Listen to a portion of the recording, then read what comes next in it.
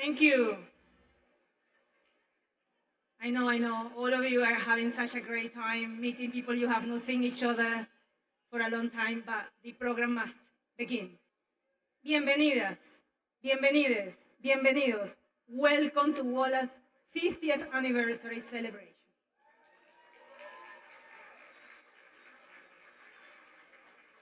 Thank you all for being here. 50 años. 50 years, wow. What an incredible landmark. Many people have been a part of making this evening possible. Let me begin by thanking our sponsors. All of you have given so generously to make this 50th anniversary gala our biggest, most successful event ever. Gracias.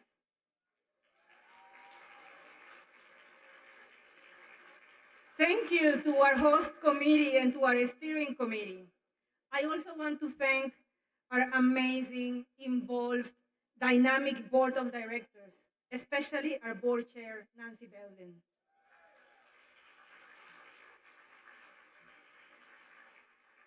I want you to do one thing right now. Look around this room. There is so much history here tonight, so many stories. You will see people who spent years fighting against General Augusto Pinochet and the dictatorships of the Southern Cone in the 1970s. People who knew and remember Monsignor Romero, and many who were martyred in El Salvador and who persisted to end US support for the death squads. People who for decades have led the fight against the US-sponsored war on drugs. People through long years of war in Colombia, who through long years of war in Colombia stood with the displaced and the social leaders, and who helped ensure that diverse voices, women, Afro-Colombians, LGBTIQ plus individuals, and indigenous were part of the historic negotiations for peace. People who exposed the hidden powers in Guatemala and led the crusade against corruption and impunity. A lot of Guatemalans in the room. People who this very year stood with indigenous communities and civil society in Guatemala to demand that the votes of the people not be overturned. And you will see people who stand for the protection of migrants and refugees, and who are determined that no government of any political persuasion should separate families, engage in massive deportations, or deny the right to asylum.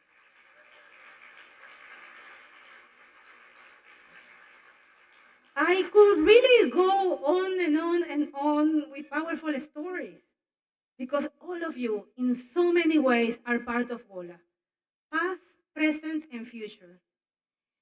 I really want to recognize all of my predecessors.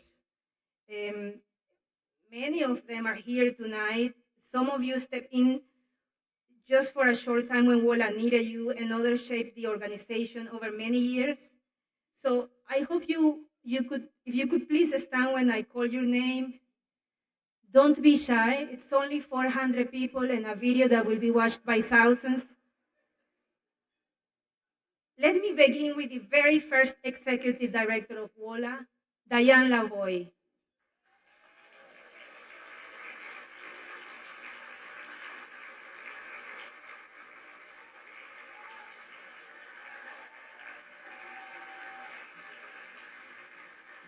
Thank you, Diane. Heather Foote.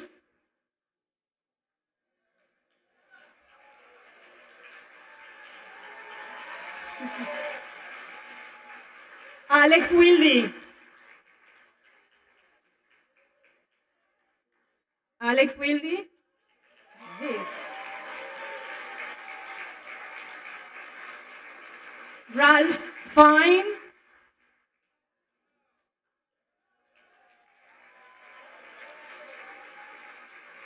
Joy Olson.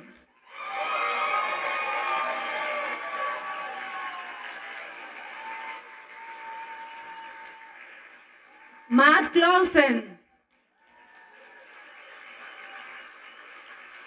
Jeff Sale,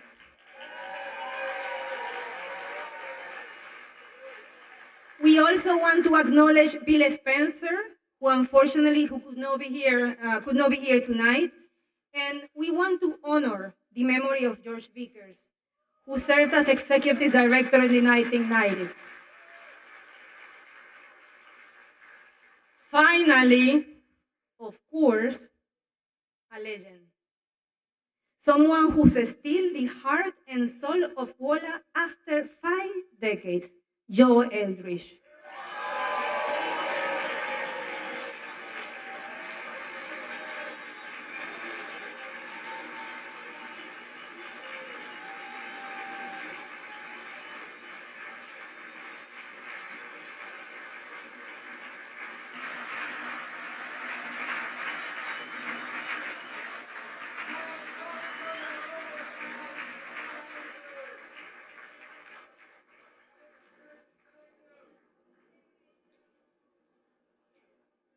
Thank you all.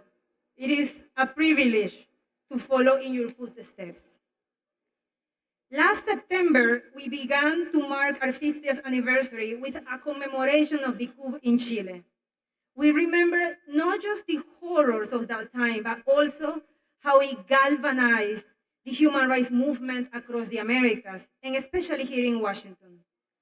Our founding generation was determined to make sure that the voices of people who had first-hand knowledge and lived experience of the struggles in Latin America will be heard in Washington.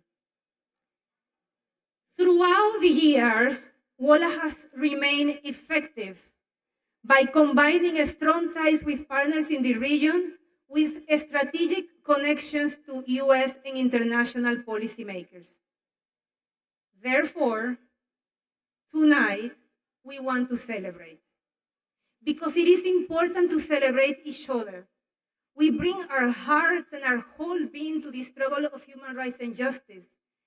And let me tell you, this struggle is long, hard, difficult, and we need times like this to celebrate our work, to celebrate ourselves. Tonight, we forge the links from the past with our future.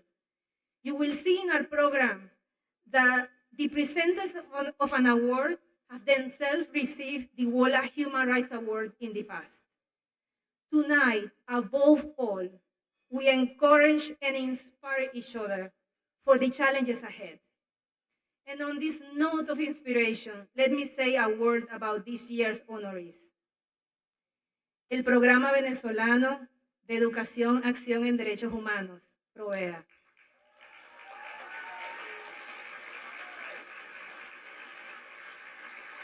PROVEA has worked since the 1980s to lay the foundation for human rights through educational, cultural, and social programs in Venezuela.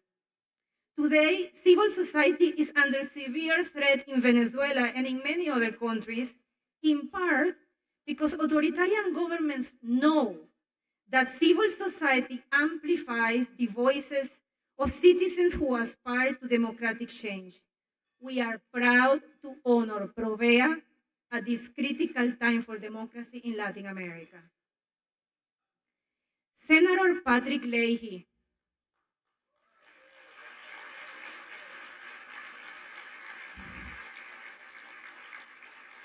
WOLA honors the fortitude it takes to work years after year in the halls of Congress. We know that if we do not use the institutions of democracy, we will lose them. Senator Leahy embodies this wisdom.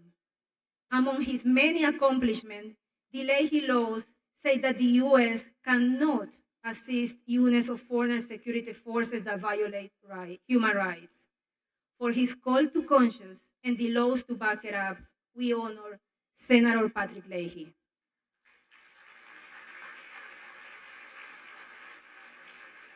And lastly, we are honoring the colectivos of family members of the disappeared in Guanajuato for their search for truth and justice.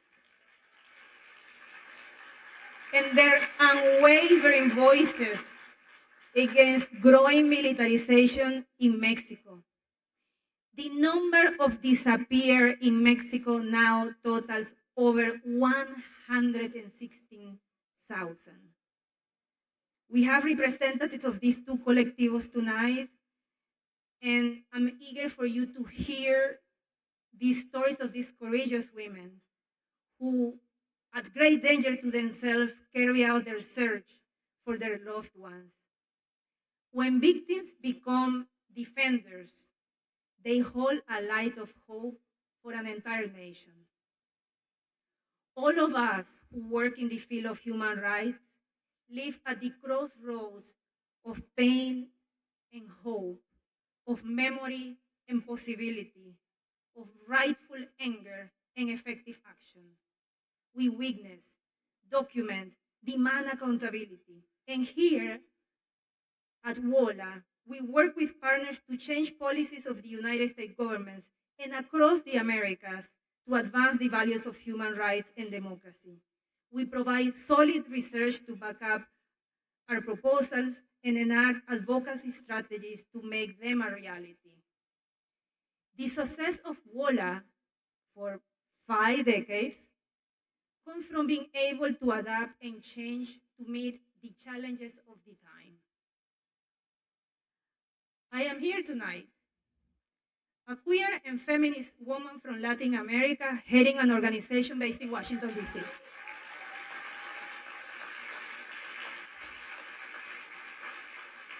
As a testament to WOLA's values and to the depth of relationships that are at the core of our work for human rights.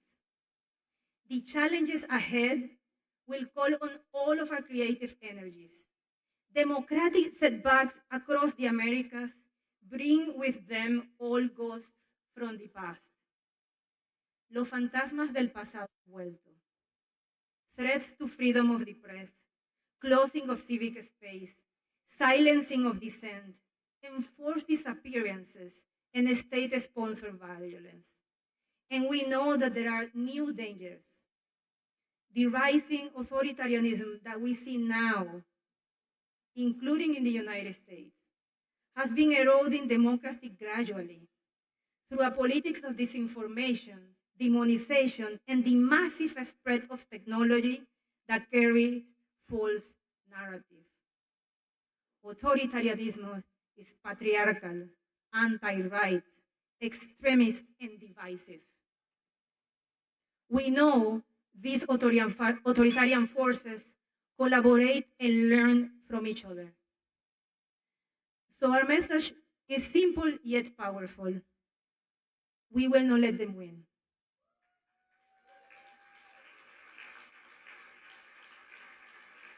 We must make the regional human rights movement stronger, more creative, and more connected to meet these challenges. And we must look for new forms of learning and collaboration ourselves. WOLA is in the process of reorganizing our work and our structure in comprehensive strategic priorities to face the new challenges.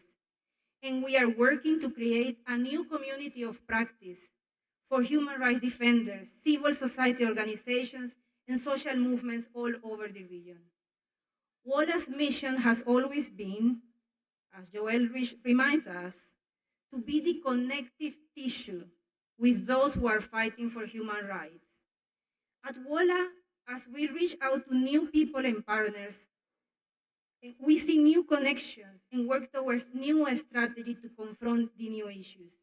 And we see how, at the very end of the day, human rights unite us all. It is a source of hope, of courage, of solidarity. I would like to close by reading a quote from Milan Kundera, who once wrote, "The story of human beings against power is the story of memory against forgetting." At WOLA, we remember and honor our past because we believe in the power of memory, but we also believe in the power of change. That is why we want to turn our creative energies into the next 50 years And we want to do so with you, juntas, juntos, together. Muchas gracias. Thank you very much.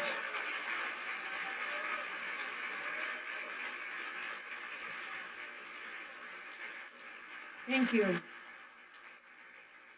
Now, I'm super excited to introduce our MC for the evening because, as I was saying, tonight is a celebration, a time for laughter and to enjoy being together. So we have someone new to help us with our 50th anniversary. He is a comedian who was born in Venezuela, migrated to Colombia, and then came to Salt Lake City. Yes, you heard me right, Salt Lake City, Utah, where he began his stand-up career. He now lives in New York, where he co-founded a comedy circuit called Español Please. He brought the first Spanish language comedy circuit to Washington, D.C. with his recent show, Gente Funny. Last fall, he was invited to the White House as part of the celebration of Hispanic Heritage Month. His shows are more than comedy. As a recent NPR piece said, they are designed to connect first, second, and third generation Latinos and dig into the experience of being bicultural and bilingual. He has taken his shows across the country, and he has a growing following on social media. What impresses me about his work is the way he uses comedy to honor the diverse cultures of people who have come to this country from Latin America and to build community. That is, in the fundamental sense, what we do at WOLA. Though I confess some days I could use a bit more humor. My team really liked that phrase in this speech. He's coming to us tonight straight from Los Angeles, where he starred in the Netflix As a Joke Festival. Please give a warm welcome to tonight's MC, Angelo Colina.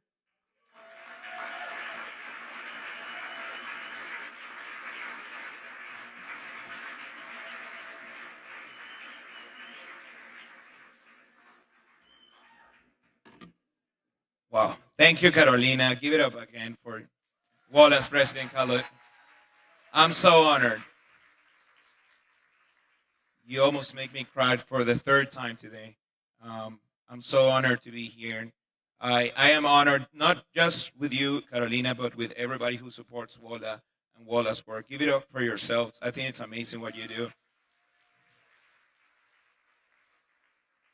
Yes, my name is Angelo Colina. I'm a Venezuelan comedian. I do comedy in Spanish. And so when WOLA came to me and asked me if I wanted to do this, if I wanted to come tonight to Washington, D.C., to try to make people laugh while they eat and drink and think about a nonprofit for human rights,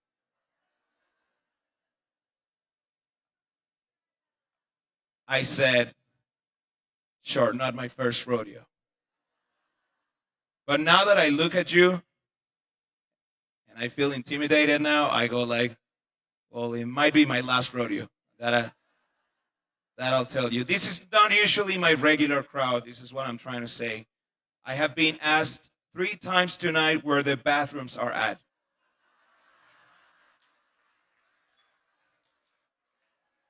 Okay? No, I'm not a server tonight. I'm only serving looks tonight, okay? However, the bathrooms are back there, just in case you actually need them. They're on the left side. Give it up for your servers and your staff, actually.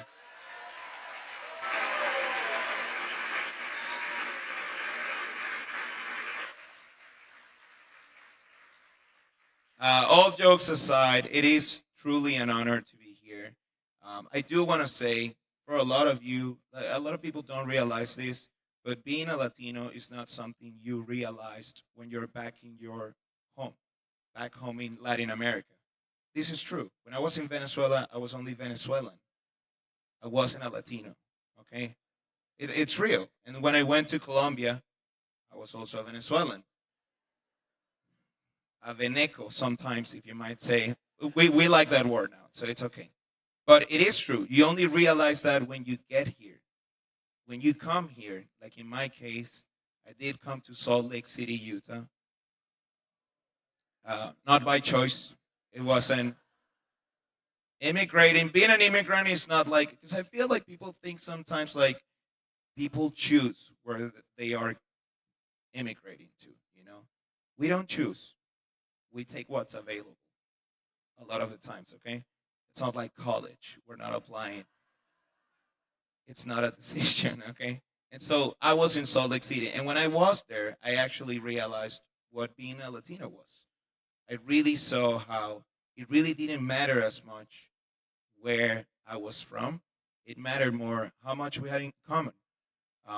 Because we do share a lot of beauties, a lot of like, same sense of humor, and we share sometimes a lot of traumas, and that is true.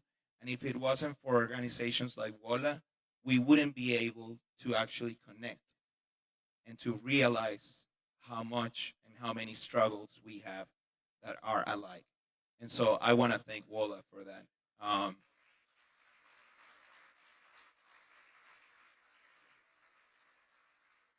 Thank you because you've been doing this for 50 years, and I know you're going to be doing it for 138 more years. Okay? And you're all going to be here to just looking as good as you do tonight. Okay? I really mean that. So, going back to what being a Venezuelan is, because in my case, I'm only 29 years old. I never voted for or against Chavez, in my case. I left before that, way before that. And so trying to connect with my nationality has been really, really hard. This is something that a lot of people of my age actually go through. Um, we feel like nomads. We don't feel like we belong sometimes. That is true. But this is a perfect way to introduce the next speaker because if it wasn't for Venezuelans that do amazing work, I wouldn't want to know or learn more about what truly being a Venezuelan is. Um, and so, in that sense, yeah, I'm gonna read this.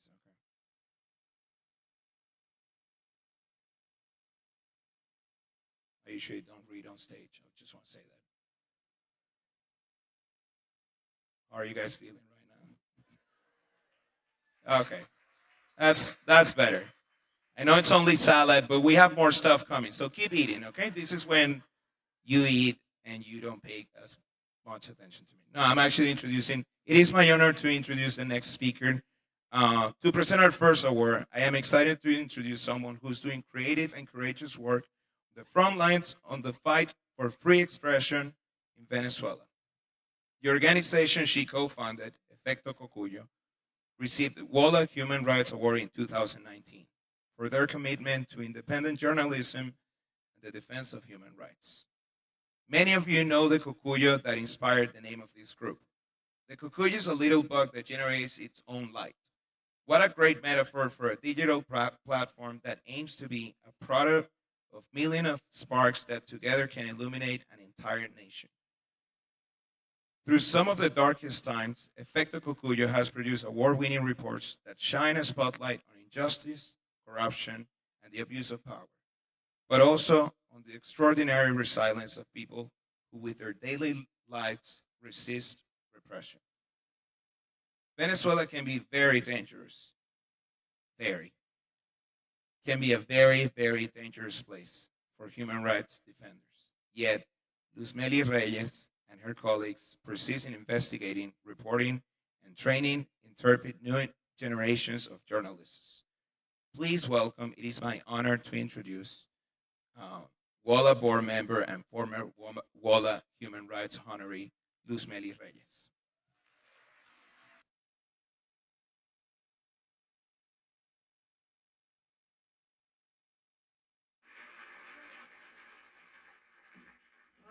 Ok, estoy nerviosa. Y, gracias por la presentación y tal vez algunos nos preguntemos Oye, ¿y por qué tantos venezolanos en esta noche?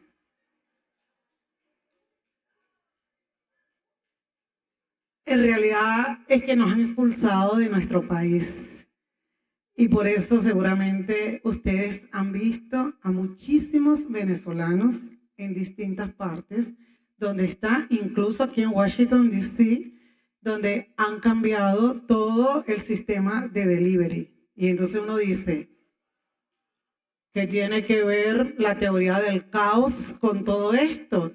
Pues el aleteo de una mariposa en Venezuela hace que cambie el sistema de delivery aquí en Washington, D.C. Así estamos los venezolanos en todas partes. Pero esta noche es una noche de celebración porque también sabemos que la alegría es una forma de resistencia.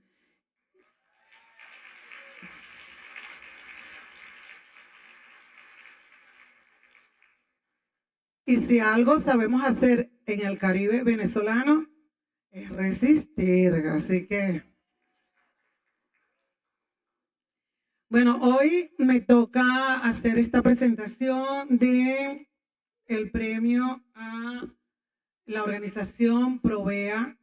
En el 2019, Efecto Cocuyo, que como bien lo dijo Angelo, en inglés es el Firefly Effect, recibió este premio. Era la primera vez que lo recibía un medio de comunicación de Venezuela. Y la verdad yo no entendía mucho por qué lo habíamos recibido. Pero luego entendí que mucha gente estaba viendo el trabajo que se estaba haciendo desde distintas organizaciones en Venezuela. Y hoy tenemos el orgullo y el honor para mí esta noche de presentar a uno de los ganadores del premio, que es Provea, el Programa Venezolano de Educación y Acción en Derechos Humanos. Mire, incluso en español ese nombre es raro, es decir, Programa Venezolano de Educación y Acción, no dice y acción, pero tiene que ver mucho con la misión que tiene Provea y que la ha hecho permanente durante más de 35 años de existencia. Para contarles un poco por qué Provea se ha ganado el respeto de muchos venezolanos, voy a contarle esta historia. Como periodista de investigación, empecé a indagar un poco más allá de lo que tienen en su página web y le pregunté a uno de sus fundadores qué cosas deberíamos saber en Estados Unidos de Provea. Y me contó esta pequeña historia. Estamos en el 27 de noviembre de 1992, Venezuela, golpe de Estado. Algunos de ustedes están familiarizados con eso. Ese día era la segunda intentona de derrocar a un presidente electo. Hay bombardeos de la aviación militar, hay mucho ruido en la calle, hay personas que están muriendo. Y en ese momento, parte del equipo de Provea salió a las calles de Caracas a documentar lo que estaba pasando. Uno de ellos encontró un documento de identidad, nosotros le decimos cédula de identidad de una de las víctimas. Esta persona, un joven, había muerto producto de los militares que se habían alzado. Y esta persona de Provea tomó la cédula y la llevó al equipo, a la oficina de Provea, que por cierto estaba muy cerca del Palacio de Gobierno, sobre el cual se pretendía hacer algún tipo de bombardeo. El lunes, luego de este 27 de noviembre, una de las fundadoras de Provea llegó a la oficina y encontró a la madre de la víctima que había sido muerta por los militares insurrectos buscando la cédula de identidad. Ella no se acuerda cómo pasó esto y me dice, no existían las redes sociales. Yo le digo, seguramente fue por la radio, porque Provea tenía muy buenas relaciones con los medios radiales de Venezuela. esta mujer fue a buscar la cédula de identidad de su hijo, pero cuando ella estaba allí, llegó además un militar joven que había participado en la intentona o en este alzamiento militar. Este militar estaba huyendo y se quería entregar a las autoridades y fue a Provea a buscar a un defensor de derechos humanos de Provea para que lo ayudara a entregarse ante las autoridades venezolanas. Esta es una historia que nos muestra a nosotros cómo esta organización pudo haber defendido los derechos de cualquier venezolano, cualquier venezolana, sin importar en qué bando estuviese o estuviese alineado. Y yo creo que es un buen ejemplo para traerlo en este momento de lo que está pasando en Venezuela.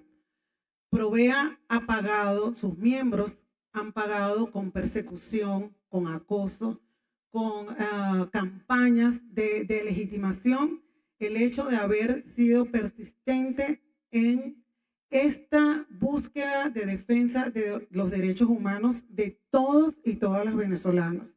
Sabemos que la misión de determinación de hechos, pues vio y determinó justamente cómo Provea ha sido blanco de ataques difamatorios justamente para intimidar y impedir que sigan haciendo su función.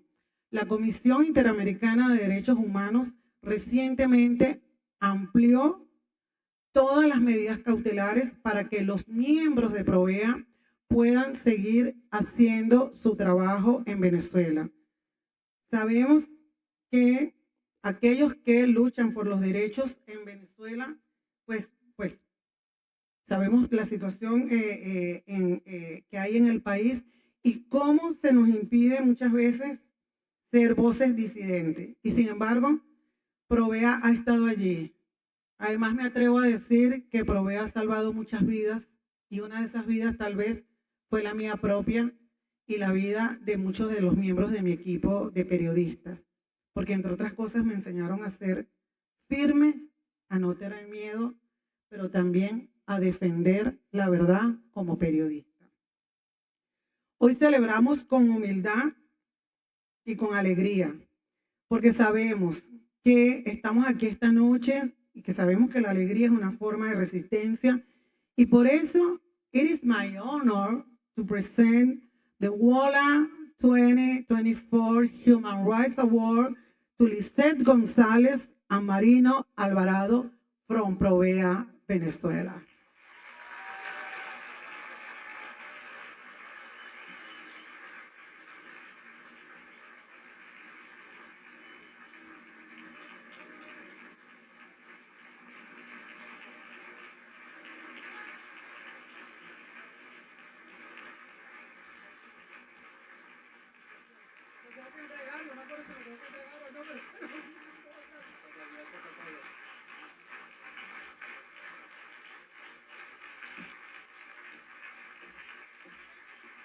Estimados y estimadas integrantes de WOLA, estimados y estimadas colegas que hoy comparten también este premio, señoras y señores, es un honor estar en este escenario representando el Programa Venezolano de Educación, Acción en Derechos Humanos, Provea, para recibir el premio Derechos Humanos que otorga WOLA, una organización hermana en la defensa de los derechos humanos. Somos una organización con 35 años de trayectoria en la defensa y promoción de la dignidad humana de todos los venezolanos. Nos hemos desempeñado en un contexto autoritario y en una emergencia humanitaria compleja, en un país donde el sufrimiento es parte de la cotidianidad. Se puede morir por hambre o también como consecuencia del abuso policial. En Venezuela, junto a la pobreza, la impunidad es la mayor violación de derechos humanos, como lo advertimos muy recientemente en nuestro último informe anual. Contamos con un equipo de 14 personas que se esfuerza cada día por ser más útiles a la sociedad venezolana, acompañando a las víctimas en su búsqueda de justicia y también acompañando las luchas por la protección social y la igualdad. En este equipo yo tengo poco tiempo, tengo 4 años y medio, pero quisiera contarles aquí cómo empezó mi vinculación con Provea.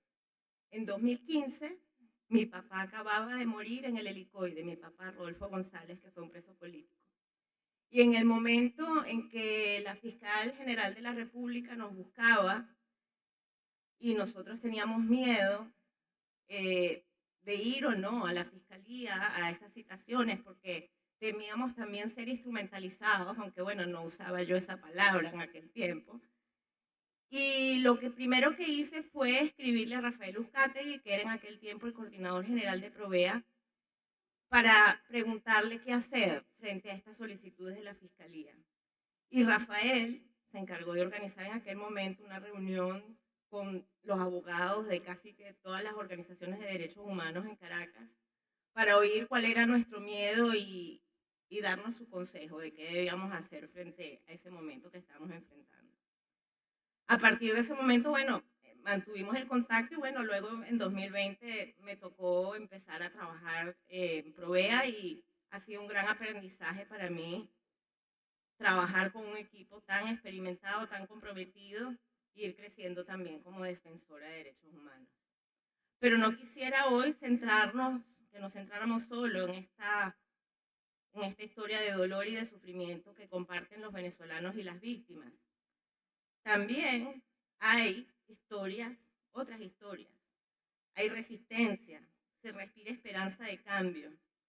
Hay, con la frente en alto, distintos sectores se movilizan para reclamar sus derechos, para exigir democracia y con entusiasmo creciente esperan ser protagonistas de un cambio que procure la implementación de políticas públicas urgentes para revertir la desigualdad y la precariedad del trabajo, la educación y la salud.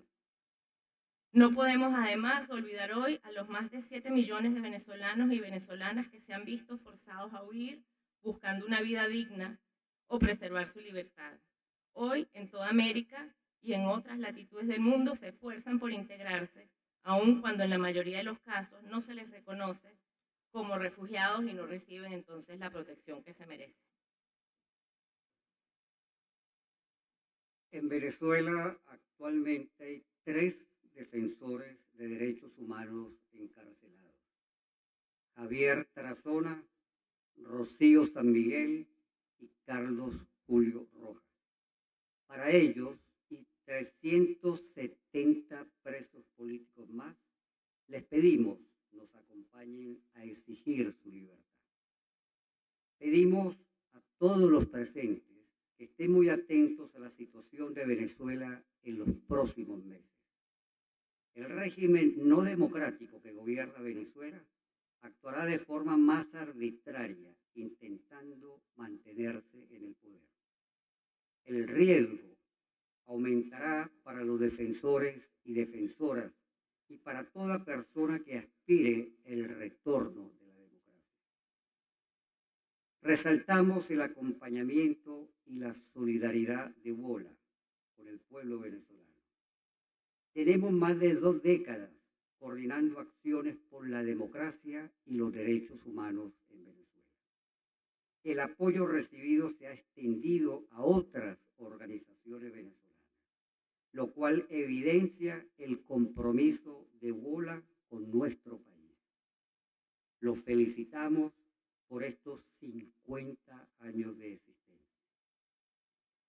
Queremos finalizar estas palabras reconociendo el esfuerzo y la visión que tuvieron los fundadores de Provea un 15 de octubre de 1988.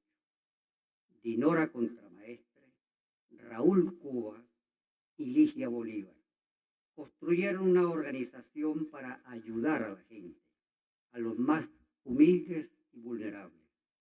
Nos dejaron un camino de defender a todas y a todos sin discriminación.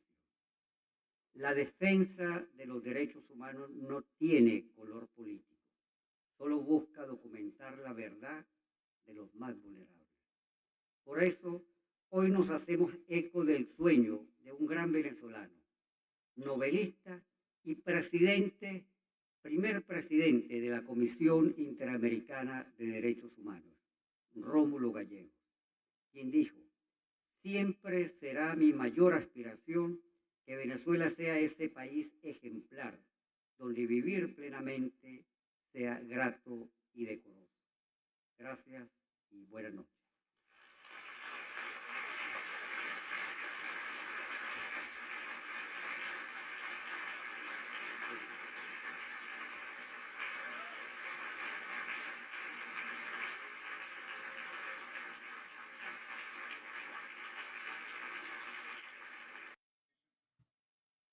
Congratulations to Brava one more time, please. All right, how's that salad going? Yeah? Okay. Oh, okay. There's more food coming. Don't worry. Okay? I promise you, okay? Promise you you're going to have more time to eat and drink, okay? She's what a lot of you came for. But that's fine. That's okay. That's totally fine. Okay. So, just a second. Okay, there it is. If you're as impressed as I am with what you have seen so far, we have a special opportunity for you to participate tonight. To tell you more about it here is someone who knows WOLA very well. She led WOLA for over 13 years. But before introducing Joy Olson, before she comes up, right before she comes up, we have a message from perhaps one of the most famous members of WOLA's Honorary Council, actor and director Diego Luna. Hello everyone, Diego Luna here. I want to celebrate WOLA for these 50 years. The work of the Washington Office on Latin America in the defense of human rights and justice in all the Americas is essential. I want to thank you for making me part of your honorary council. It's been an honor to work with you all these years. And I want to congratulate the honorees of this year's Human Rights Awards and make a special mention to the collectives of family members of the disappeared in Guanajuato, Mexico. Your search and your fight for truth, for justice, for reparations, and non-repetition is crucial in the face of this disappearance crisis going on in Mexico. Thank you so much for your work. Felicidades a todas y a todos. Que pasen una buena noche. Saludos. Hasta pronto.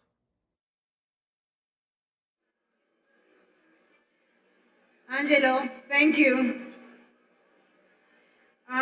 I know we are all disappointed that Representative Castro could not be with us tonight. Unfortunately, WOLA is honored to work with him in his many roles, including as ranking member of the House Foreign Affairs Subcommittee on Western Hemisphere. Now, we are honoring Senator Leahy, as you all know, and Representative Castro sent us a message to honor Senator Leahy that I would like to read for all of you. So here is the message from Congressman Joaquin Castro. There are no words that can fully express the impact of Senator Leahy's legacy on the foreign policy of the United States, our partners and allies. During his tenure of almost half a century on Capitol Hill, Senator Leahy worked tirelessly to center decency and democracy in our policies at home and abroad. For more than 2 decades, his landmark piece of legislation, the Leahy Law, has been an important tool to ensure accountability for human rights abusers and make progress towards a more just world.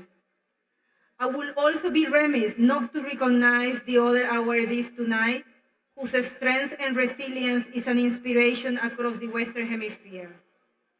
Lastly, thank you to WOLA's staff, supporters, and funders for supporting human rights throughout Latin America and the Caribbean. I am grateful for your work to elevate important voices and to protect the most vulnerable, and I look forward to seeing you soon. We're very grateful that Representative Castro sent us these messages to honor Senator Leahy.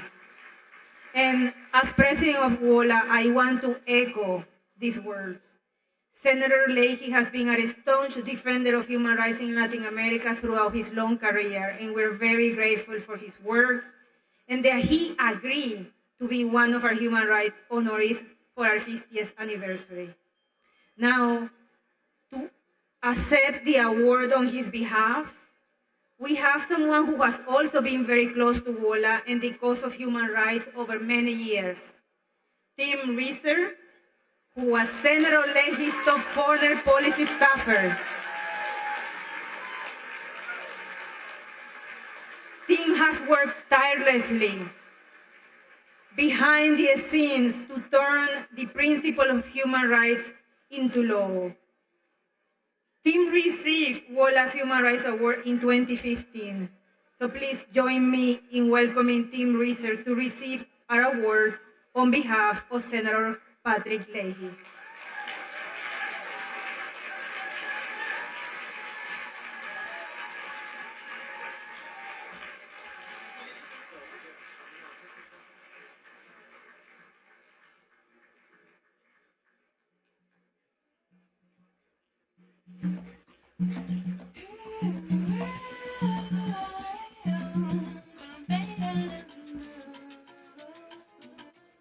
Quiet.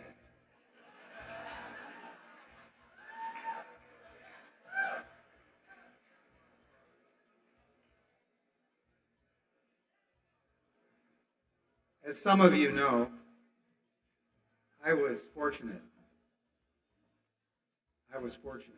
for 37 years to work for Senator Leahy.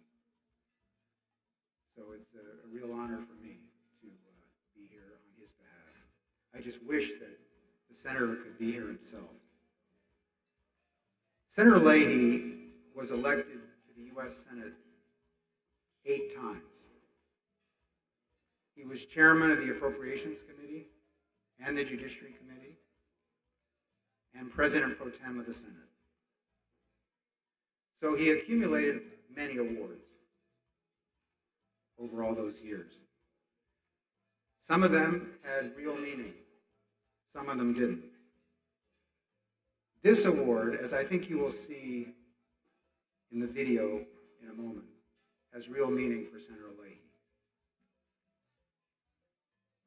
He and WOLA and I worked for more than 30 years on issues of critical importance to the rights and the lives of people in Latin America and to the United States.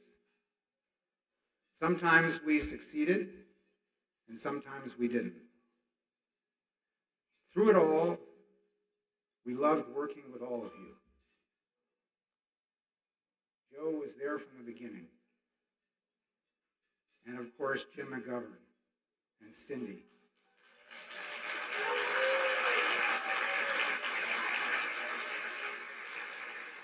And so many of you. I wish I could name all of you. So I want to thank WOLA for always telling Senator Leahy and me who we should meet with, who we should talk to, and what we should do, and for recognizing him in this way. Now you should hear from the senator himself. Thank you, Joaquin, and thank you, WOLA. You know, joining you to celebrate WOLA's 50th anniversary is very meaningful for me. And that's not only because, coincidentally, it was also 50 years ago that I was first elected to the U.S. Senate. This is an extraordinary milestone for WOLA, but it's also a time when democracy and human rights are still under grave threat in many Latin American countries. Receiving this award is an honor for me. But before I speak further about the ways that WOLA's extraordinary staff over so many years have helped me and my staff defend the human rights in the Americas, I want to congratulate the other honorees this year. Provaya and the collectives of family members of the disappeared Guanajuato, Mexico. And those of us in Washington who work to support human rights defenders, we have the easy job We don't have to fear for our safety or the safety of our families. We're not going to be arrested and locked in prison or killed for reporting on government corruption or for demanding that cases of the disappeared are investigated and the military or police officers who commit atrocities are punished. It's the staff of organizations like Provea and families who are part of Proyecto de Búsqueda, and I apologize for my pronunciation, and Has Encontrate. You risk their lives every day. They have by far the harder job. I've always believed that our responsibility is to support and defend the people who work on the ground, often out of the limelight. And I'm honored to share this recognition with these defenders tonight. Throughout my Senate career, WOLA was an indispensable and trusted partner in combating corruption, violations of human rights, and impunity in Latin America. I knew I could rely on the integrity of WOLA's research and reporting, and that made its advocacy so effective. Not only did WOLA staff and Tim Reeser, my foreign policy advisor, make it possible for me and my staff to meet courageous victims of political violence, independent journalists, and human rights lawyers. They also worked with me and others in Congress to develop U.S. policies and programs to defend human rights and promote accountability.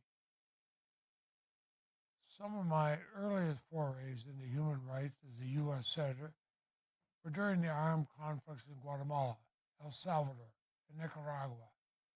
I saw how security forces trained and equipped by the United States were acting as death squads. They were arresting, torturing, summarily executing anyone deemed to be subversive, whose only so-called crime was to speak out against the military's abuse. And after those conflicts ended, it was the same corrupt and abusive security forces who the U.S. partnered with to carry out the so-called war on drugs, more accurately described as the failed war on drugs. That was when I wrote the Leahy Law to try to rein in our assistance.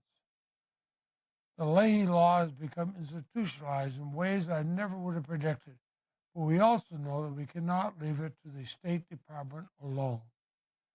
The Leahy Law depends on each of us, working to ensure it's enforced and strengthened.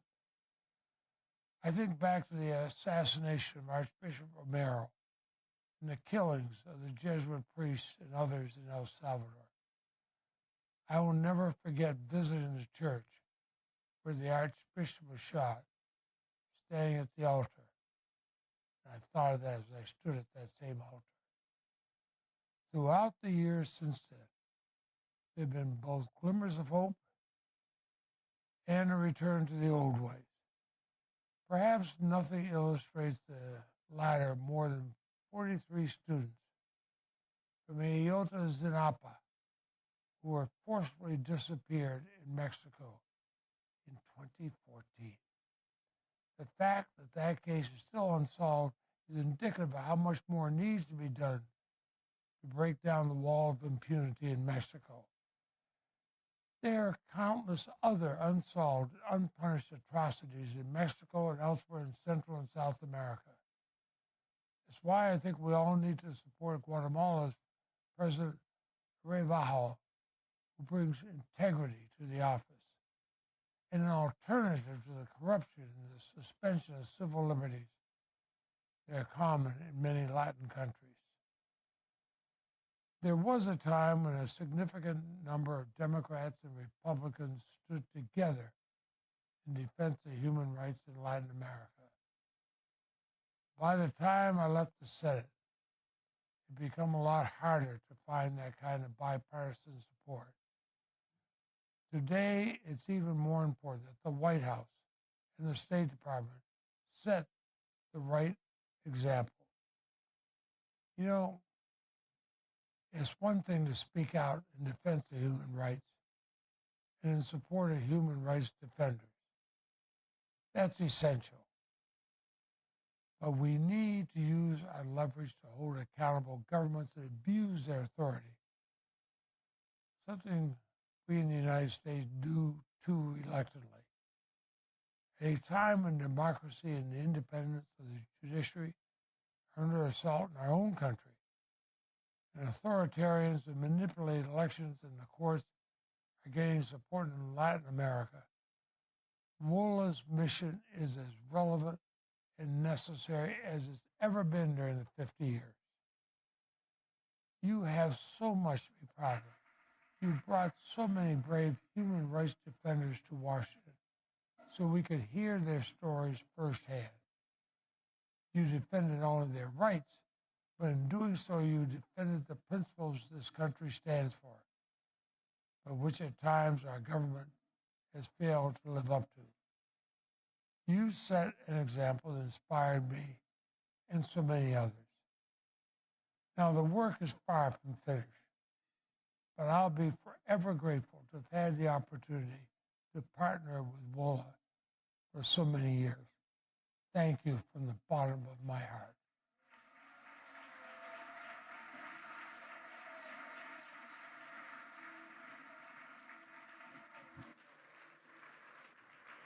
Give it up one more time for Senator Patrick Leahy, please.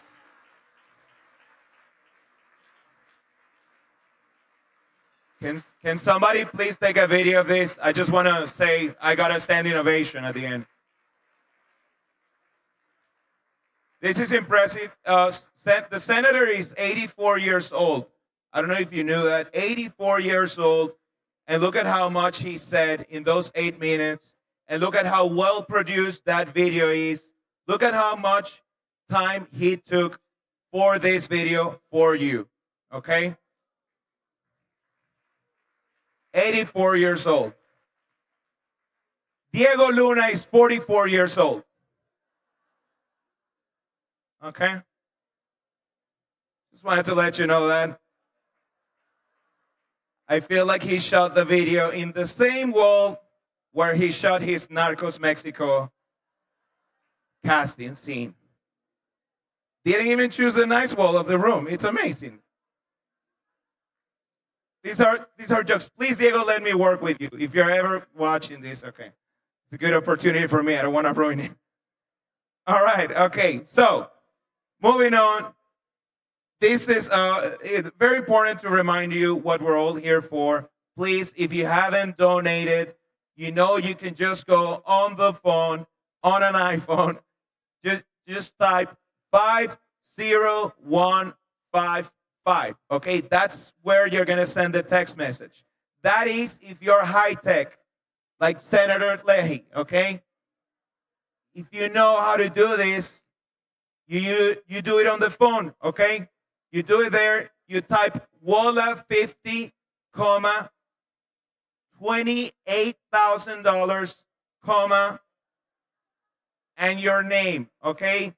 That's how we do it. If you're high tech like Senator Leahy, that's how you do it, okay?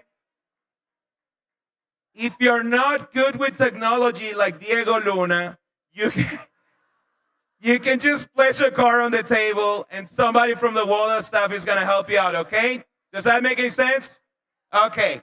All right. Awesome. All right. And now, to present our final award of the evening is someone who has deep knowledge of a personal experience with human rights defenders throughout Latin America. Tonight, as we gather to celebrate WOLA's 50th anniversary, we also celebrate the thousands upon thousands of people who have dedicated their lives over the years to strengthen the organizational capacity of the human rights movement.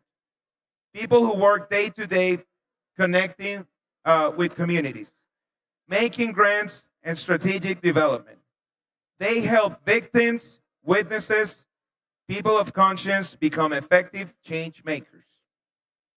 Our next guest, Elena Hofbauer,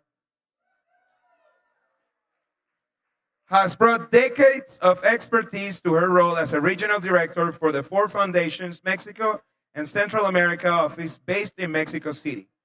She is also the Foundation's international program director for civic engagement and government.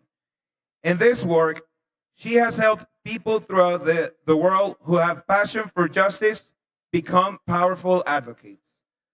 The Ford Foundation itself received the Wolof Human Rights Award in 2017 for its visionary leadership in building movements for social justice and human rights. Please, it is my honor to welcome Elena Hofbauer right now.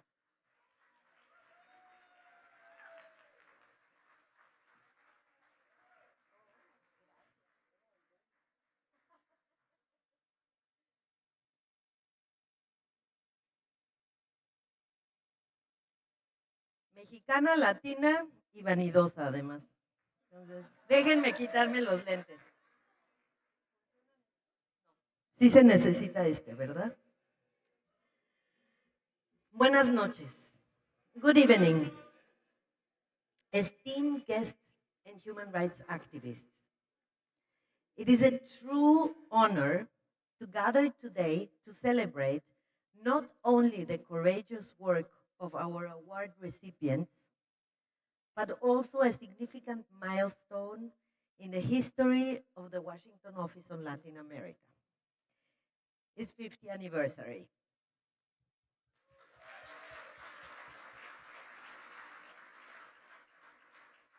For 5 decades, WOLA has stood as a beacon of hope and solidarity, tirelessly championing the rights of the most vulnerable communities across the Americas.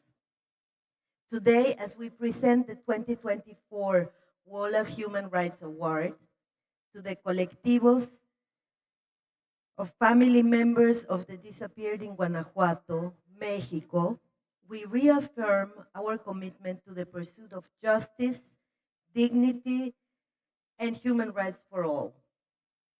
In the heart of Guanajuato,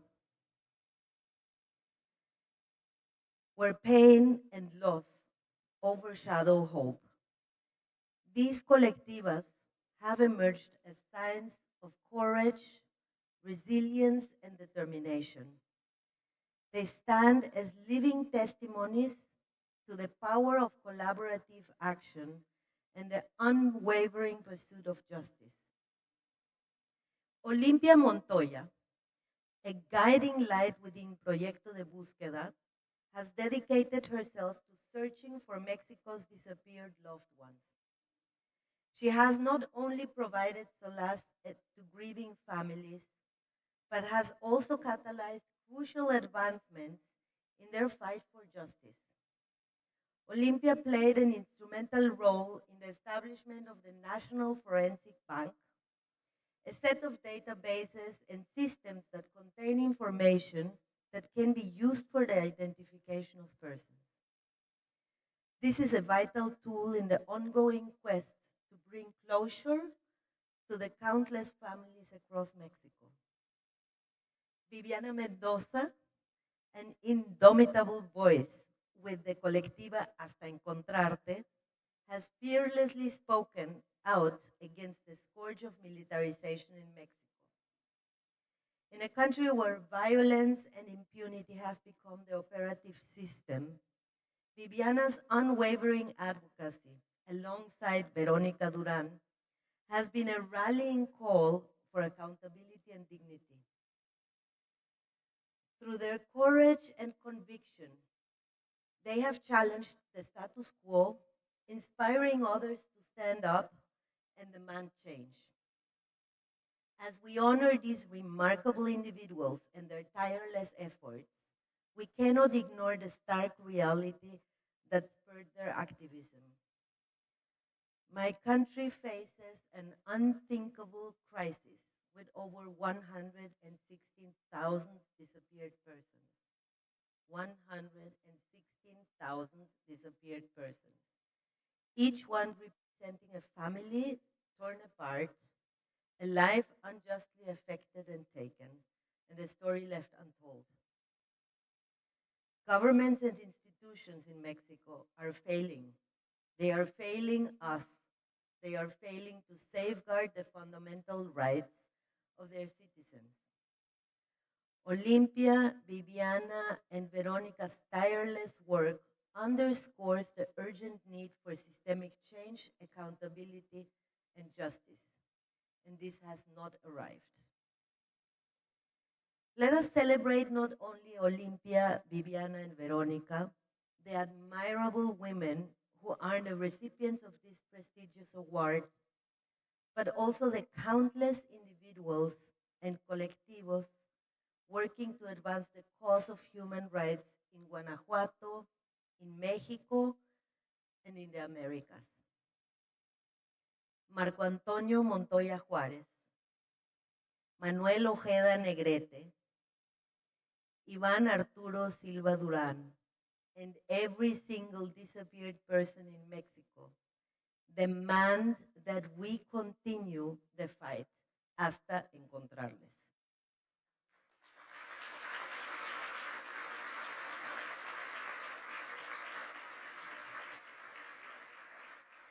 Please join me in the great honor of congratulating Olympia, Viviana, and Verónica.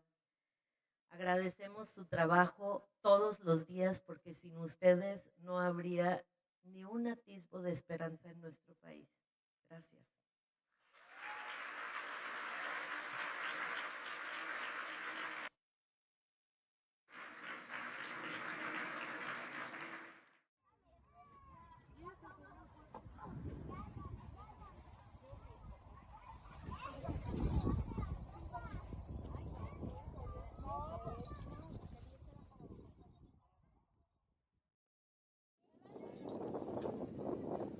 Bueno, pues el día de hoy venimos a colgar las fotos de nuestros desaparecidos, de nuestros familiares de homicidio. Es nuestro motivo de estar aquí este día para poder seguir buscando de alguna otra manera a nuestros familiares.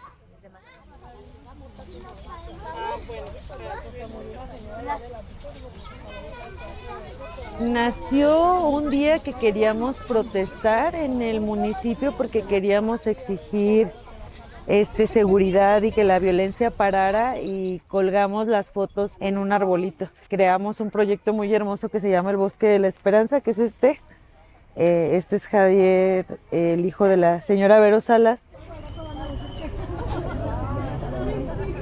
Lo llamamos así porque pues tenemos la esperanza de que las personas que están aquí alrededor puedan ver las fotografías de ellos y en algún momento nos puedan hacer llegar algún mensaje en donde nos digan dónde están, dónde podemos encontrarlos.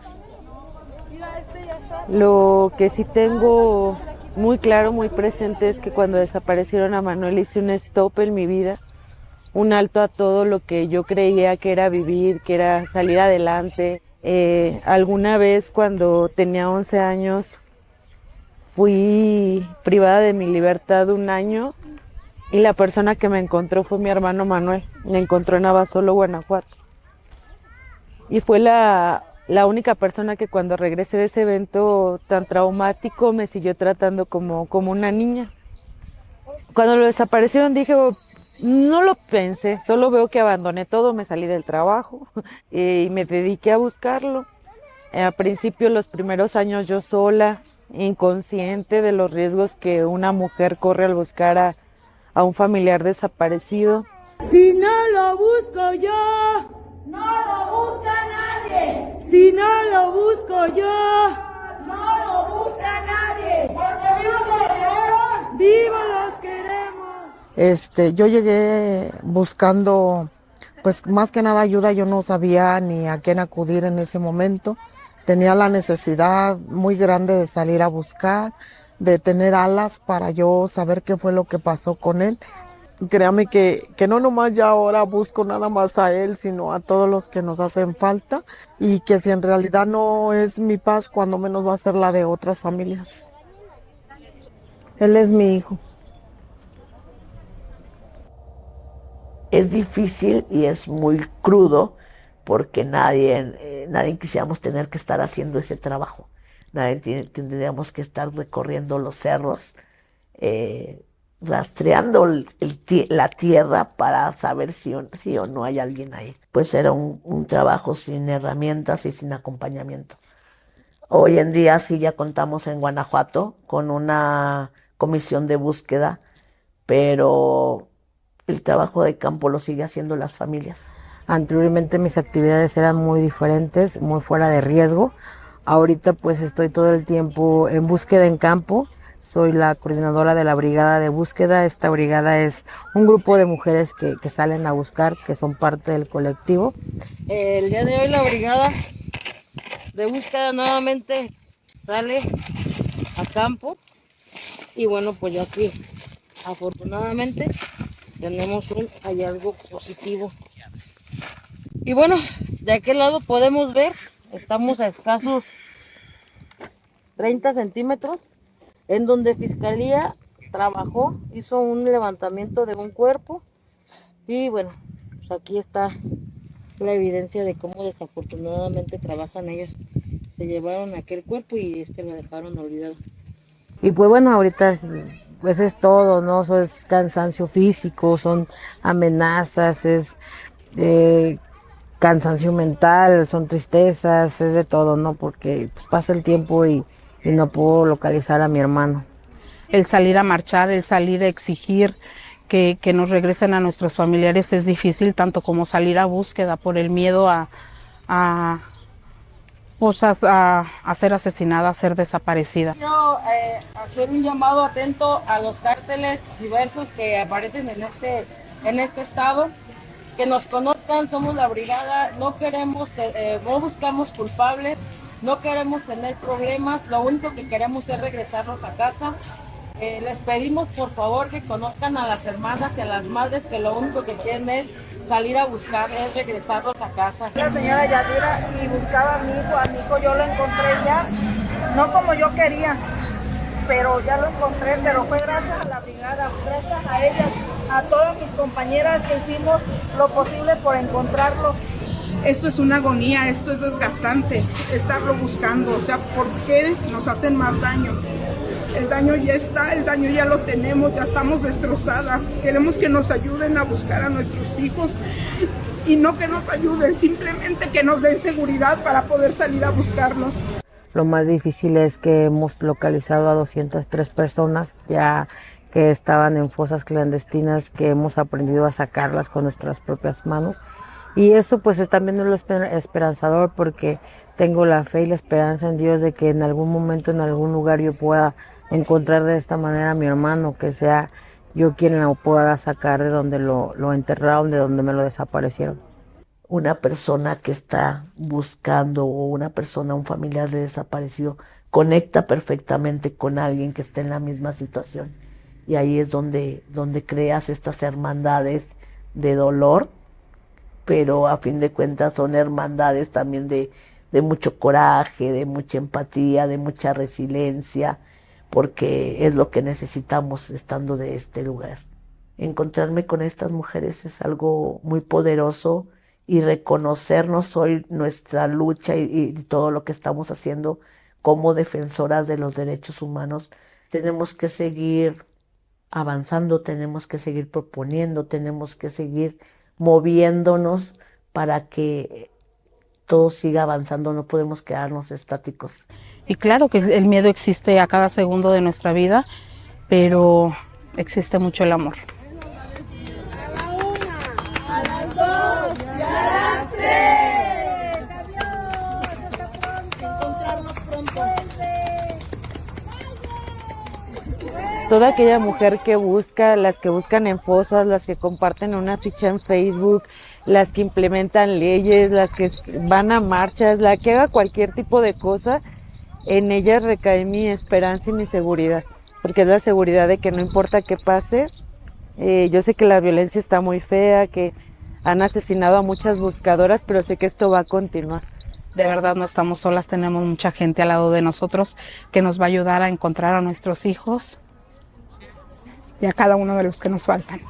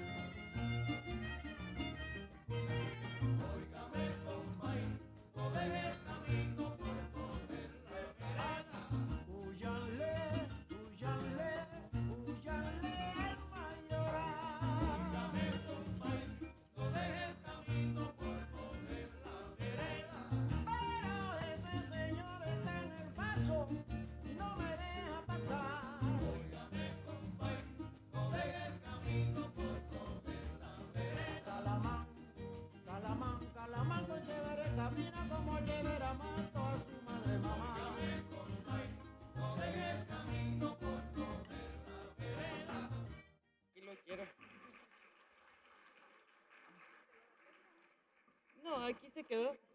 Sí. Ok. Espero que me escuchen. Me hicieron llorar media hora antes de poder subir a hablar. Me presento.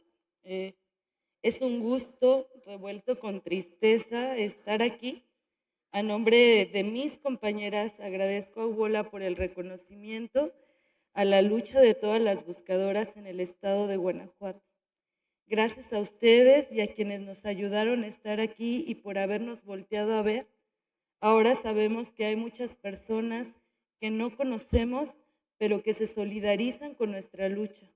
Gracias a todas nuestras compañeras, queremos decirles que las traemos con nosotras en nuestro corazón y las hacemos parte de este momento y reconocimiento de búsqueda incansable. Hola, yo soy Viviana y estoy aquí porque tengo a un hermano desaparecido. Su nombre es Manuel y este día, a diferencia de otros, quiero ser la voz de mi hermano. Quiero que sea la voz de mi hermano la que sea escuchada a través de mí. Hola, yo soy Manuel. Tengo 6 años desaparecido y quiero contarles por qué desaparecí. Fui desaparecido porque nací en una comunidad rural, porque toda mi vida y desde muy joven me dediqué al campo. Porque soy parte de la sociedad racializada y discriminada por ser pobre. Desaparecí porque me tocó vivir en un país militarizado, donde el ejército no nos protege y el Estado no nos busca. Porque al igual que todas estas personas desaparecidas, la responsabilidad de mi búsqueda y localización recayó en mi madre y mi hermana. Mi madre, que el día de hoy está enferma y solo sueña con volverme a ver. Mi sueño es un día ser encontrado y poder volver a abrazar a mis hijos. Mi sueño es decirle a mi hermana que la amo y gracias porque nunca se rindió y siguió buscándome.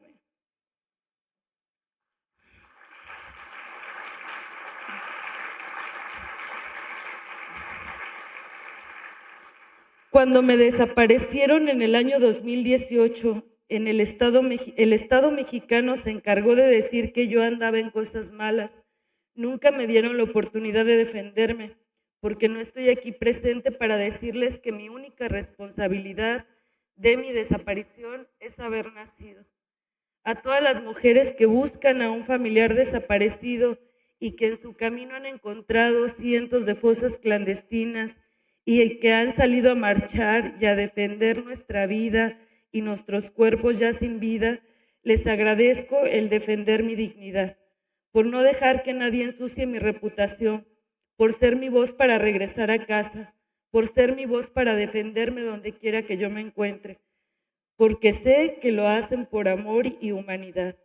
El día que yo regrese, las abrazaré y les devolveré todo el amor que me han dado todos estos años que no han parado de buscarme.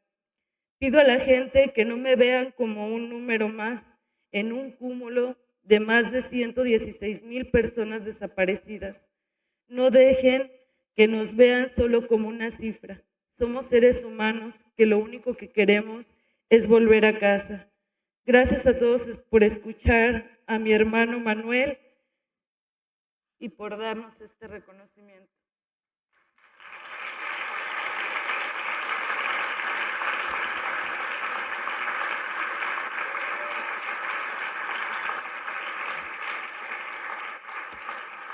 Cada persona que ve el rostro de mi hermano también lo está buscando y ahora ustedes también son parte de mi búsqueda.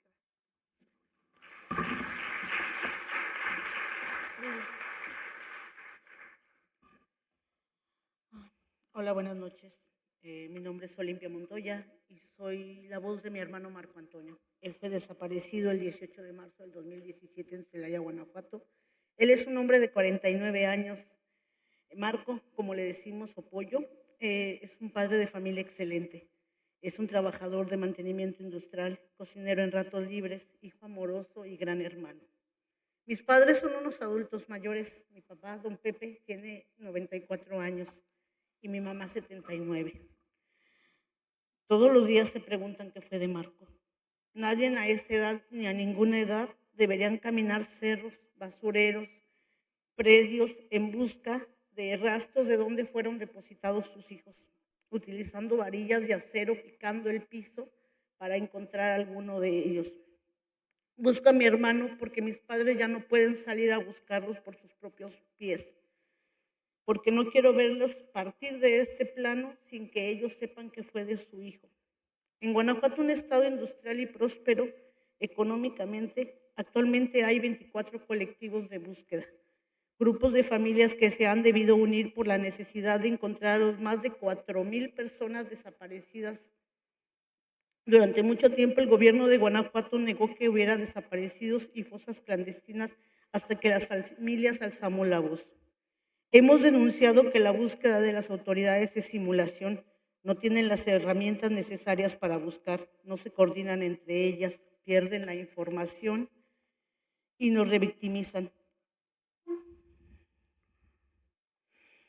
Es casi imposible conseguir sábanas de llamadas, cámaras de grabación, la telefonía o los vehículos por donde transitaron. Vengo a hablarles de una realidad de la que no se habla lo suficiente.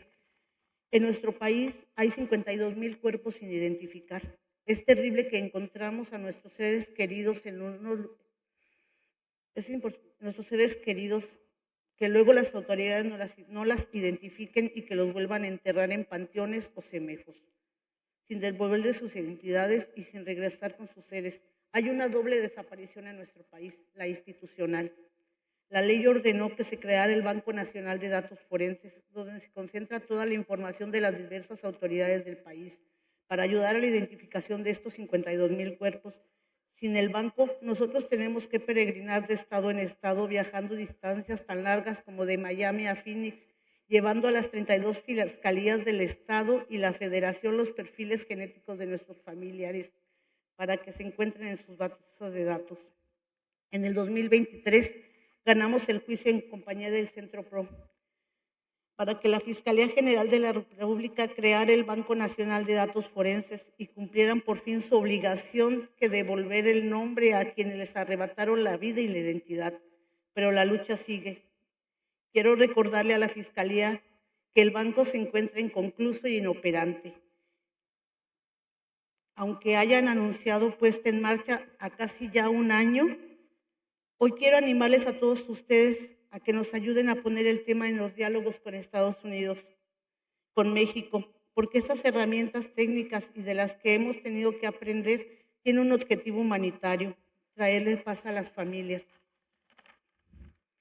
Para nosotros, las familias de personas desaparecidas, el Banco Nacional de Datos Forenses es una esperanza, pero también una exigencia y un derecho.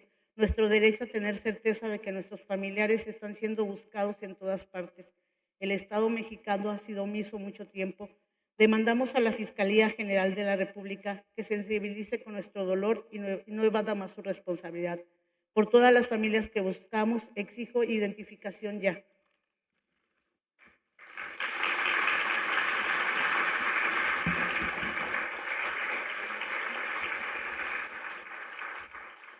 Buenas noches, yo soy Verónica Durán. Busco a mi hijo Iván Arturo, desaparecido en el 2019 en Irapuato, Guanajuato. Un hijo jamás se olvida. Desde el primer día que él desapareció, yo comencé a buscarlo en calles, cárceles, hospitales. Después hicimos una búsqueda en campo, es decir, en terrenos de todo tipo, donde pensábamos que podía haber cuerpos humanos. Yo sentía la necesidad de buscar a mi hijo, ya que las autoridades no lo hacían. A las búsquedas sí voy con mucho miedo de encontrar a mi hijo ahí. A veces me ha tocado encontrar prendas y digo, sí es él. Siento mucho miedo, pero también mucha esperanza de tener un lugar donde llorarle, de saber que mi hijo ya no está sufriendo. Voy con todas mis compañeras con la esperanza de encontrar a todos los desaparecidos. Busco a mi hijo, no busco nada más a mi hijo, sino a todos los que nos hacen falta. para búsquedas, nos ponemos de acuerdo las madres, hijas, hermanas, para ir a algún punto que sabemos que puede haber cuerpos humanos. Vamos con picos, palas, lámparas y todo equipo de herramienta para poder buscarlos. Picamos con la varilla en todo terreno si vemos que hay un cuerpo ahí, escarbamos con nuestras propias manos.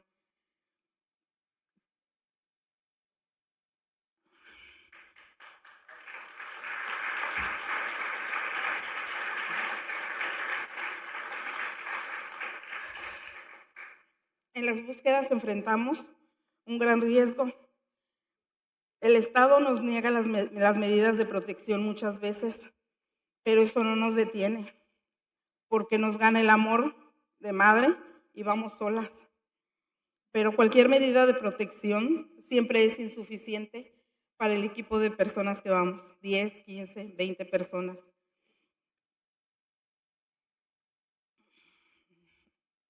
Buscador, perdón.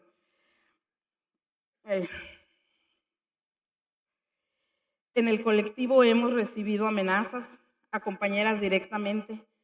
Van varias veces que nos mandan mensaje diciendo que paremos de buscar, que ya no vayamos para un lugar en específico o nos puede pasar algo. Es muy triste y difícil que una madre buscadora sea asesinada, que lo único que quiere es encontrar a su familiar. Muchas madres han puesto denuncia de amenazas y las autoridades no han hecho nada para protegernos. Nos sentimos desprotegidas por el Estado. El trabajo que debería hacer la Fiscalía lo estamos haciendo nosotras por amor a nuestros hijos, porque nos hacen falta. No deberíamos dar la vida por la esperanza de encontrar a nuestros hijos. Por eso queremos nombrar a las y los buscadores a quienes les han arrebatado la vida en las búsquedas, a nuestros compañeros y compañeras de lucha de Guanajuato, Francisco Javier Barajas, María del Rosario Zavala, Jorge Ulises Córdoba, María del Carmen Vázquez, Teresa Maguellal y a Lorenza Cano, desaparecida el 15 de enero del 2024. Han pasado 116 días desde su desaparición y desde aquí exigimos su presencia con vida.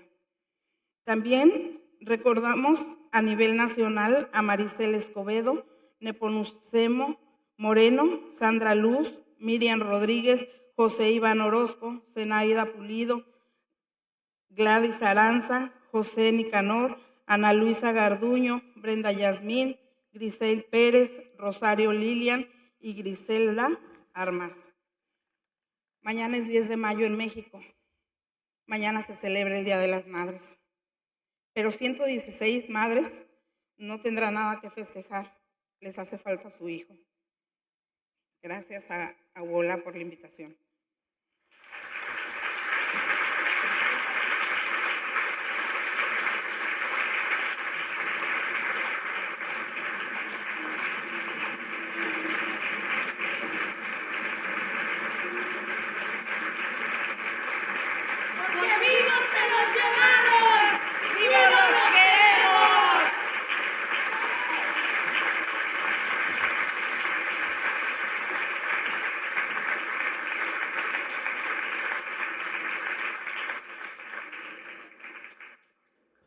Un aplauso una vez más para las colectivas, por favor. Muchísimas gracias por compartir su historia. Estoy seguro que no nos inspiran solo acá a nosotros, sino a ustedes también en casa. Mil gracias por compartirlo, en serio. Quiero un último aplauso para todos los honorees.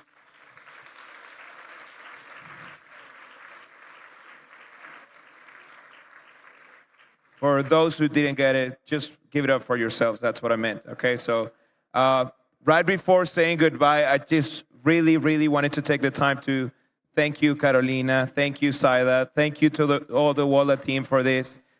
It's been an honor to be here tonight. So right before leaving, thank you so much for having me. It's been a pleasure to be right in front of you. One more time for WOLA's president, Carolina Jimenez.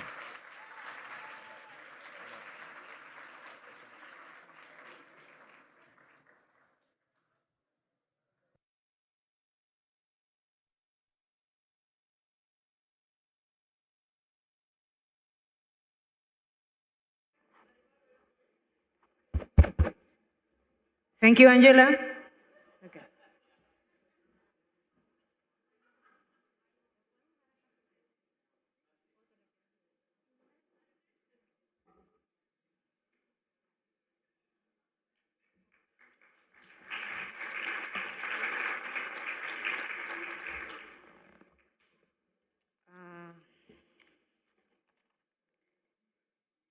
Angelo, thank you for helping WOLA celebrate our 50th anniversary. You have been a fantastic MC.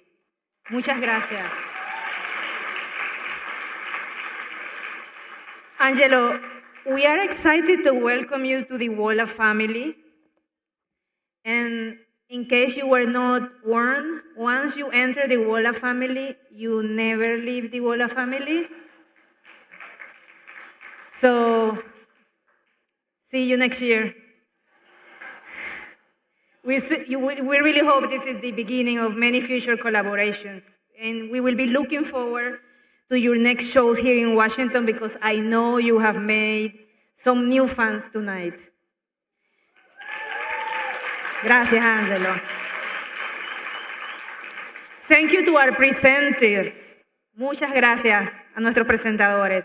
And of course, congratulations to our honorees. Your work and your words inspire us. Thank you to the incredible staff at WOLA. Yes. They have been planning for over a year to make this night a success. Special thanks to our communications and development teams, and also to our program assistant, interns, program directors, our staff in finance and operation, and the whole management team. I'm sorry I do not say this often, but I feel very honored to be part of this team, and I learn a lot each day from every one of you. Gracias, equipo.